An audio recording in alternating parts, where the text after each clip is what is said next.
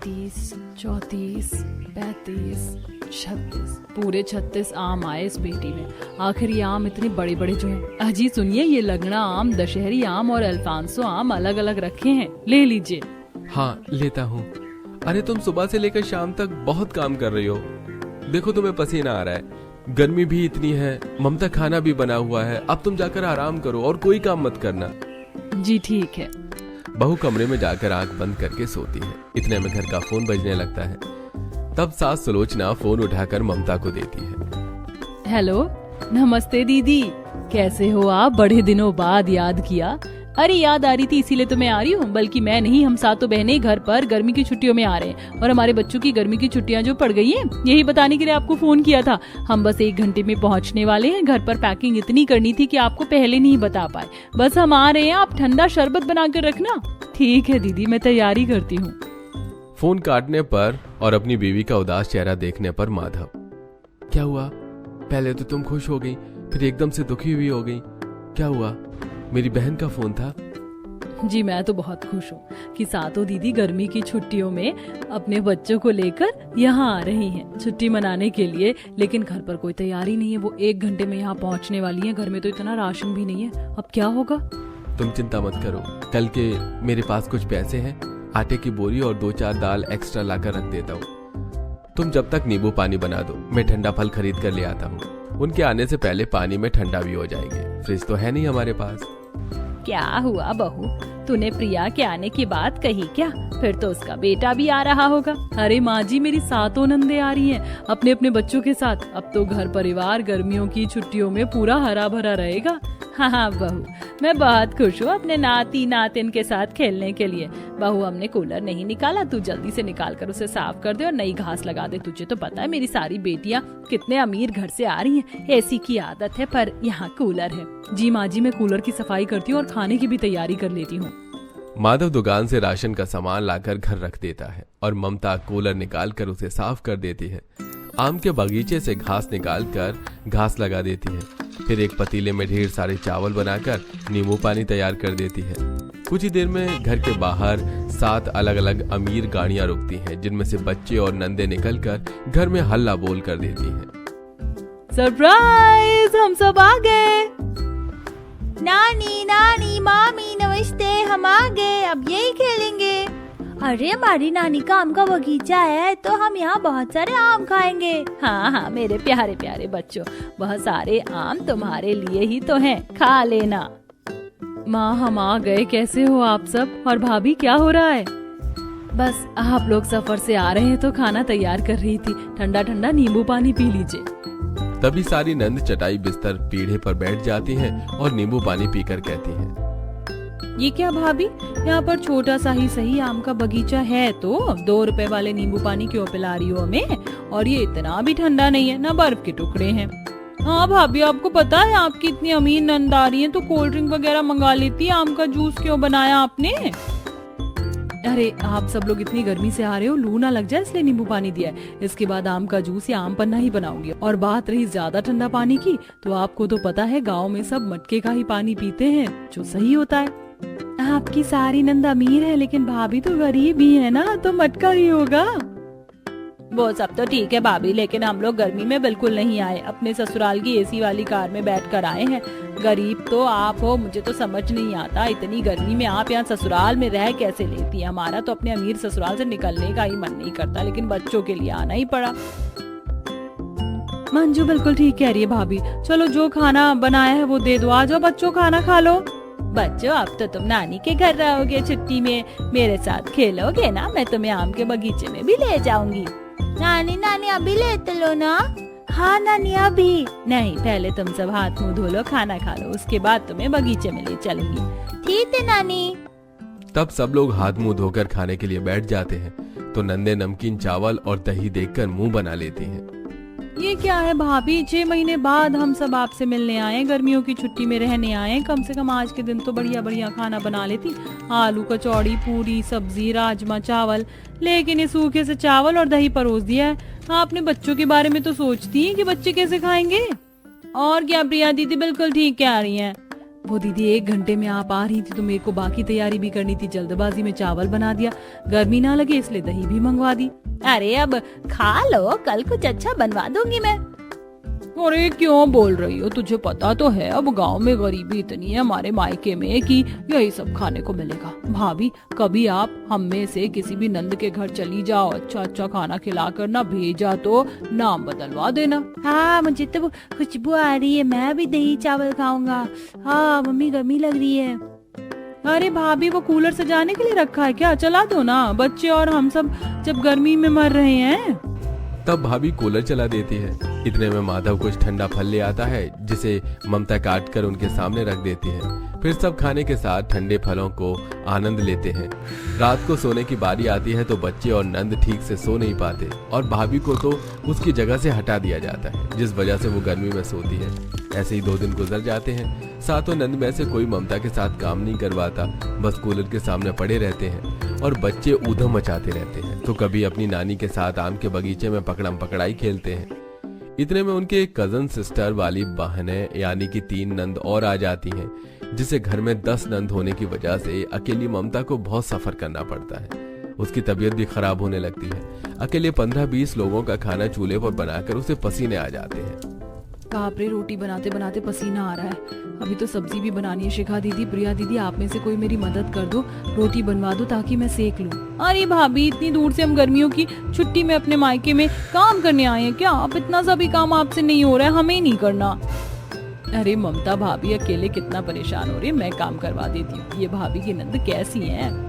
वही तो पैर पसार कर कूलर के सामने बैठ गई है, हम पर भी हवा नहीं आने दे रही है और अपने बच्चों को भी आगे सुला लिया। भाभी मैं सब्जी कटवा देती हूँ। कजन नंदे घर पर आती हैं। वो अच्छे स्वभाव की होती हैं, इसलिए ममता की मदद करवा देती हैं और खाना तैयार हो जाता है। आए दिन अमीर नंदे खाने में कमी निकालती हैं। उनके बच्चे बाहर मिट्टी में खेलते हैं तो टिंकू, शिवानी, रवि, तुम सबने अपना क्या हाल मचा रखा है? जब देखो आम के बगीचे में लोटपोट होते रहते हो। ममता भाभी हम सो रहे हैं, आप इन बच्चों को नहला दो और कपड़े पहना देना, बैग में से कपड़े लेकर। दीदी मेरी तबीयत ठीक नहीं है, आप किसी और दीदी से कह दीजिए ना। अरे भाभी, आप हमारे छोटे छोटे बच्चों को भी नहीं देख सकती क्या? आपसे तो घर की जिम्मेदारी नहीं संभलती है। जाओ इन्हें नदी पर ले जाओ। हाँ मामी, नदी पर जाना है, नाई नाई तलने। हाँ मामी चलो ना। ठीक है चलो, ज्यादा दूर नहीं जाना पर। तब बेचारी भाभी सारे छोटे बच्चों को नदी पर ले जाती हैं और कम गहराई वाले पानी में उनको नहलाती हैं, जहाँ बच्चे पानी में इतना छप छप करते हैं कि ममता को ही गीला कर देते हैं। ऐसे ही सारी नंद ममता की नाक में दम कर देती है। एक गिलास पानी भी खुद उठाकर नहीं लेती, ममता से ही अपने ढेर सारे कपड़े धुलवाती थी। एक दिन बाप रे, यहाँ कितनी गर्मी है भाभी, तुम यहाँ कैसे रह लेती हो? मैं तुम्हारी जगह ऐसे ससुराल में रह रही होती ना तो सब छोड़ छाड़ के अपने मायके चली जाती। अच्छा, वैसे अभी हमारे बच्चे नहीं है तो काम करने में इतनी परेशानी नहीं होती। सुरभि सलोनी भी अपने ससुराल को संभालती जैसे भाभी संभालती है और अपने ससुराल से बहुत सारा प्यार भी करती है। लेकिन आप इतने समय के लिए छुट्टी में कैसे आ गई बच्चों को लिए?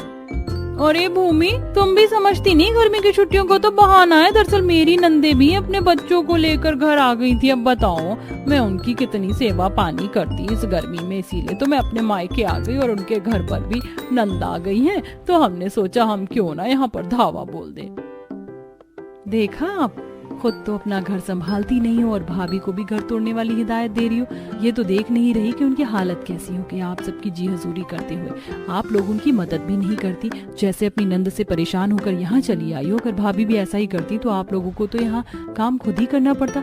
लेकिन आप अकेली भाभी से सबकी सब नंद काम करवाए जा रही हो। खुद आप सब लोग कुछ नहीं करते। बच्चे, कपड़े, खाना पीना सब कुछ भाभी देख रही है। पैसे भी वो हमसे कुछ नहीं कहती। तब तो आपको सुनना चाहिए ना, लेकिन आपने नहीं सुना। सलोनी बिल्कुल ठीक कह रही है, मैंने भी ध्यान नहीं दिया, मुझे माफ कर दे। तुम सब लोग बस ऑर्डर देने आई हो, जाओ अपना अपना घर संभालो। आपने बिल्कुल ठीक कहा सलोनी दीदी, भूमि दीदी। मैं जैसी भी सही, लेकिन ऐसी स्थिति में मैं अपने ससुराल को कभी छोड़कर नहीं जा सकती, क्योंकि मैं सबसे बहुत प्यार करती हूँ। सुना आपने? अपने घर चलती बनो अब। बेशर्मी से सातों नंद अपने घर चली जाती हैं। तब तीनों अच्छी नंद भाभी की खूब सेवा करती हैं। अपने हाथ से आम के जूस बनाकर, आम की चटनी बनाकर भाभी को अपने हाथ से खिलाती हैं। भाभी, हमने भी आपको परेशान किया हो तो उसके लिए भी माफ करना। अब आप आराम से रहो, क्योंकि आपकी सारी टेंशन गई। अब हम भी अपने घर जा रहे हैं। आप तीनों ने मेरे लिए जो किया है ना, उसके लिए शुक्रिया। आप आते रहना। शशिकला बहन जी कहाँ रह गई? जरा जल्दी कीजिए, लड़की वालों को 10 बजे का देखा देखी का टाइम दिया था। हाँ जी पंडित जी, बस हो गया। लड़की वाले के कपड़े लत्ते, शगुन का लिफाफा, नारियल, मिठाई हो गया। अरे भाग्यवान, लड़की छिकाई में फल भी तो लगेगा। फलों की टोकरी कहाँ है? तैयार नहीं की क्या? तभी ऋषि प्रेम पसीने पसीने होकर बगीचे में से पक्के पक्के 10 टोकरी आम लाकर गाड़ी में रखवाते हैं। वहीं चिलचिलाती गर्मी में खड़े पंडित जी बड़बड़ाना चालू कर देते हैं। यजमान अब जल्दी से आ जाइए, धूप में खड़े खड़े मेरे तो पसीने छूट गए। थोड़ी देर और खड़ा रहा तो धोती भी गीली हो जाएगी। हाजी क्यों खीसे आ रहे हैं पंडित जी? अभी आपको एसी की हवा खिलाते हैं। थोड़ी देर में लड़के वाले लड़की वालों के घर आते हैं। नमस्कार सुरेंद्र भाई साहब और मनोरमा बहन जी। नमस्कार नमस्कार पंडित जी, आइए पधारिए सब लोग। अरे समधी जी, समधन जी, ये 10 टोकरी दशहरी आम आपके परिवार के लिए। भाई साहब, इतनी टोकरी फल लाने की क्या आवश्यकता थी? वैसे ही गर्मी में आम का दाम बड़ा महंगा है, बेफजूल में इतना खर्चा कर दिया। मनोरमा जी, ये खरीदे हुए आम थोड़े हैं, बल्कि रामफल जी के घर की खेती है। पूरे 1 बीघा में आम का बगीचा है, सैकड़ों पेड़ हैं और घर भी बगीचे के बीचों बीच में फर्स्ट क्लास का बनाया है। क्या बढ़िया ताजा हवा बहती है। पूजा शर्माते हुए चाय नाश्ता करवाती है। तभी शशिकला कहती है, भाई साहब, हमें तो हमारे प्रेम के लिए आपकी पूजा पसंद है। आप बताइए, आम वाले खानदान से समधियाना जोड़ेंगे आप?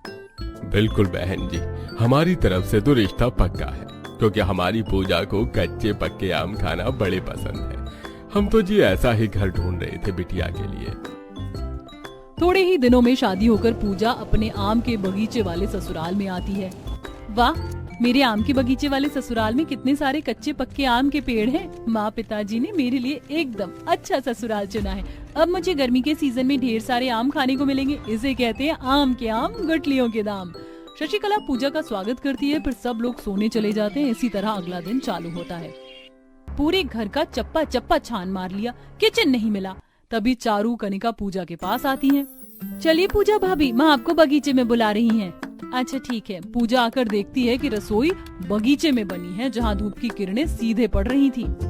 हाँ पूजा बहू, तुमको इस बागवानी में ही खाना बनाना है। ये रहा चूल्हा, मसाले कुटने के लिए मामदस्ता और इस चटनी पीसने के लिए सिलबट्टा। कोई दिक्कत तो नहीं? नहीं सासू माँ, बल्कि आपने तो बढ़िया जुगाड़ लगा रखा है। बगीचे में ठंडी ठंडी ताजी हवा में खाना बनाने का मजा अलग है। पूजा तोड़े हुए कच्चे पक्के आम में से चुनकर कई तरह का व्यंजन बना लेती है। 2 घंटे बाद उफ, इतना सब कुछ बनाने में मेरे तो पसीने छूट गए। कुछ देर में बहू सब कुछ मेज पर परोसती है। सब लोग आ जाइए, खाना तैयार है। अरे वाह पूजा भाभी, आप तो छा गई। कितना कुछ बनाया आपने। आम पन्ना, आमी की चटनी, आहा। मेरे तो मुंह में ये आम के पकौड़े देखकर पानी आ रहे हैं। टूट पड़ो। कई तरह की आम के व्यंजन देखकर ससुराल वाले खाने पर टूट पड़ते हैं। वाह बहू, क्या बढ़िया आम की चटनी पीसी है तूने। चटकदार लग रहा है खाने में। मुझे तो सबसे ज्यादा ये ठंडा ठंडा आम पन्ना पसंद है। मेरा तो पेट एकदम टंच हो गया। आज तो खाना पचाने के लिए टहलना पड़ेगा। ससुर जी, आपने पक्के आम तो खाया ही नहीं। कोई नहीं, मेरे हिस्से की फाड़ी अपनी सास को खिला दो। अरे मेरा तो पेट फटने को हो रहा है, बहू खा लेगी। सबसे लास्ट में पूजा खाने बैठती है और पलक झपकते सारे आम लपेट जाती है। हाँ, ये मालदे आम तो चाशनी जितने मीठे हैं और ये दशहरी आम तो गूदे से भरा है। मजा आ गया। इसी तरह पूजा का उसके आम खाने वाले ससुराल में 2-4 दिन तो अच्छे खासे कट जाते। मगर वो कहावत तो आप सभी ने सुनी होगी, 4 दिन की चांदनी फिर अंधेरी रात। पूजा यार, और कितना लेट लगाओगी? अभी तक आम का पराठा तैयार नहीं हुआ। 9:30 पहुंचना था, तुमने 10 बजा दिया। जी बस लाई। एक तो चूल्हे से चिमनी जितना धुआं मच रहा है, ऊपर से आधे घंटे में ही छांव चली जाती है और चिलचिलाती धूप पड़ने लगती है। इस आम के बगीचे में खाना बनाना भारी पड़ रहा है। पसीने पसीने होकर पूजा आम के पराठे परोसती है, जहाँ देवर नखरे करते हुए। भाभी, आपका धंधा पानी बहुत खराब हो गया है। रोज आप नाश्ता करवाने में देरी लगाती हो। ये 4 से 5 पराठे बनाने में 1 घंटा लगा दिया। देवर जी, खाना बनाने में मेरा हाथ खिंचा हुआ है तो क्या चूल्हे पर चढ़ जाऊं? पूजा का गुस्सैल मिजाज देखकर शशिकला राशन पानी लेकर चढ़ जाती है। बहू ज्यादा लतखोरी नहीं बतिया रही तू, जाकर पराठे बना और आम रस भी बनाना। आग बबूला होकर बहू बगीचे में लौट जाती है जहाँ पक्के आमों पर ततैया भिनभिना रही थी। बिरनी कहीं काट ना ले। बिरनी का झुंड देखकर पूजा हड़क जाती है। तभी एक बिरनी हाथ पर काट लेती है जिससे उसका हाथ फूलकर मोटा हो जाता है। बहू मीठा देखकर मधुमक्खी आ जाती है, तू हिल डुल नहीं करती तो नहीं काटता तुझे। वही तो पूजा भाभी, बगीचे में तो कितने सारे आम के पेड़ों पर मधुमक्खी ने छत्ता लगा रखा है, जल्दी से नुकसान नहीं पहुंचाती हैं। मधुमक्खी का छत्ता? माँ जी मैं बगीचे में खाना नहीं बनाऊंगी। कहते कहते पूजा थर-थर कांपने लगती है। बहू हमारे घर में शुरुआत से ही खाना बगीचे में ही बनाए, तेरे लिए ये कायदे कानून नहीं बदलेंगे, समझी। शशिकला पूजा पर बात थोप डालती है। जहाँ कल तक आम पूजा का पसंदीदा फल था, उसे अब चिढ़ मचने लगती है क्योंकि भीषण गर्मी में खाना बनाते उसे भरी दोपहरी हो जाती है जिससे शरीर में मोटे मोटे दाने निकल आते हैं। आह माँ, पूरे शरीर पर चींटी सी काट रही है। मैं तो अपने इस कच्चे पक्के आम खाने वाले ससुराल में घुन की तरह पिस कर रह गई हूँ। अक्सर खा पीकर आलसी ससुराल वाले आम के छिलके जगह जगह फेंक देते हैं जिससे मोटी मोटी चींटी घर में मच जाती है। हाय रे, आज तो बर्तन घिसते घिसते मेरी कमर का कचूमर निकल गया। एक तो आम का चलते बर्तन उतने चिपचिप करते हैं, साफ नहीं होते जल्दी से। बर्तन धोने के बाद पूजा जैसे किचन से बाहर आती तो एक चींटी पैर में काट लेती है। मम्मी मेरा पैर। ये भगवान, ये पूरे घर में लाल काली चींटियां अपना पूरा खानदान लेके कहां से आ गई। पूजा का ध्यान फर्श पर बिखरे पके आम की गुठलियों पर जाता है जिससे उसे गुस्सा आता है।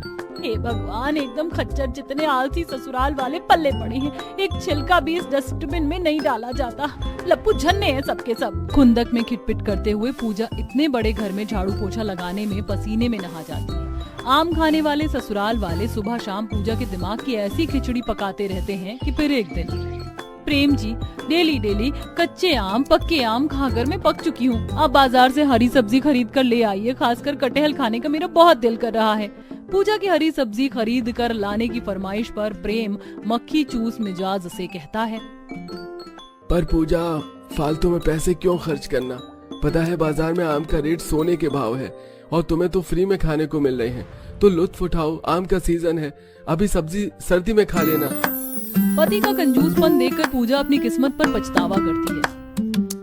ओ भाई मारो मुझे मारो, मेरी तो जिंदगी झंड हो गई है ऐसे आम के चटोरे फैमिली में शादी करके। जहाँ पूजा के ससुराल वाले बड़े चाव से पके आम कच्चे आम खाते, पूजा पूरा पूरा दिन खाना नहीं खाती जिससे धीरे धीरे वो काफी कमजोर सी होती जाती है। पूरे बगीचे को साफ करना, धूप में खाना बनाने से उसकी हालत और खराब हो जाती है। पूजा भाभी कहाँ रह गई? फटाफट से हमारे लिए चिल्ड आम का जूस पिला दो, गर्मी लग रही है। सर से टप टप पसीना छू रहा होता है। पूजा जूस की केतली हाथों में पकड़े लड़खड़ाते हुए अंदर आती है और तभी चक्कर खाकर बेहोश हो जाती है जिससे सबका कलेजा मुंह को आ जाता है। हे भगवान, पूजा बहू, बहू क्या हो गया तुझको? प्रेम, डॉक्टर को फोन लगा बेटा। जी माँ। कुछ देर में डॉक्टर घर पर आकर पूजा का चेकअप करते हैं और फिर देखिए जी, इन्हें तगड़ा लू लग गया है। लगता है आपकी बहू जरूरत से ज्यादा गर्मी में काम कर रही है। बाकी आप सब लोगों के शरीर पर भी कितनी सारी फोड़े फुंसी और घमौरी निकल रही है। रामफल जी, आपका फैमिली डॉक्टर होने के नाते मैं बार बार आपको समझाता हूँ और आज भी आप लोगों को यही सुझाव दूंगा। ज्यादा मात्रा में आम खाने से परहेज कीजिएगा और खान पान में हरी सब्जी दूध दही शामिल करिए, वरना आपका पूरा परिवार शुगर का शिकार हो जाएगा। डॉक्टर के चेतावनी के बाद ससुराल वाले खान पान को संतुलित करते हैं। वहीं शशिकला पूजा को सेवा पानी करती है और उसे कच्चे आम का पन्ना बनाकर पिलाती है जिससे लू